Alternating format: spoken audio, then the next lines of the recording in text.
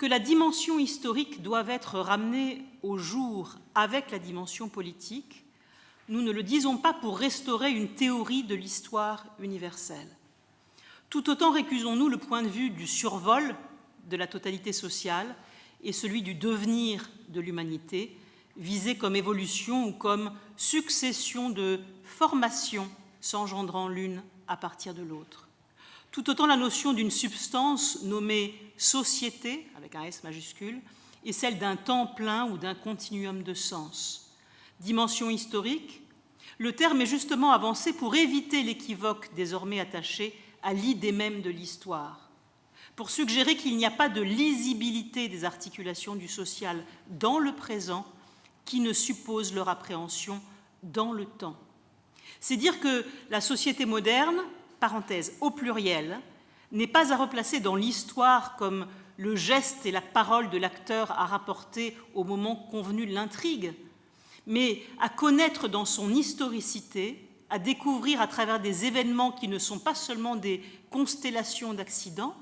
mais auxquels elle fait un certain sort, dans lesquels se signale un rapport au changement,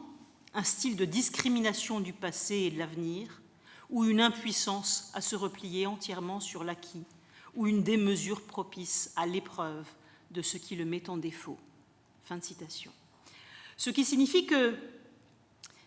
si l'intérêt pour le présent ne s'enferme pas dans les bords étroits d'un présentisme qui aurait perdu tout à la fois l'épaisseur sédimentaire de son propre sol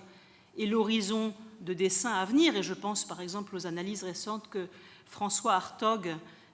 a consacré à ce thème du présentisme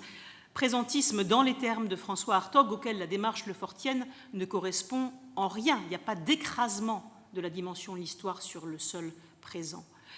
Ce même intérêt implique cependant chez Lefort quelque chose comme un, je le cite, style de discrimination du passé et de l'avenir,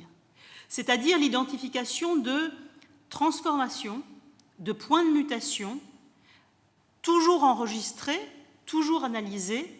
mais en permanence déliés, désarticulés par rapport à une vision totalisante, effectif, mais non inséré dans une vision totalisante. Ce que le présent nous met en demeure de penser, et ce que l'historicisation de l'enquête, qu'elle soit philosophique, qu'elle soit philologique, qu'elle soit politique, qu'elle soit sociologique, peu importe, nous donne précisément les moyens de saisir, c'est la spécificité d'une configuration à la fois produite par les conditions historiques qui sont les siennes et qu'il s'agit de décrire, et en même temps irréductible à une interprétation de surplomb donnée par anticipation.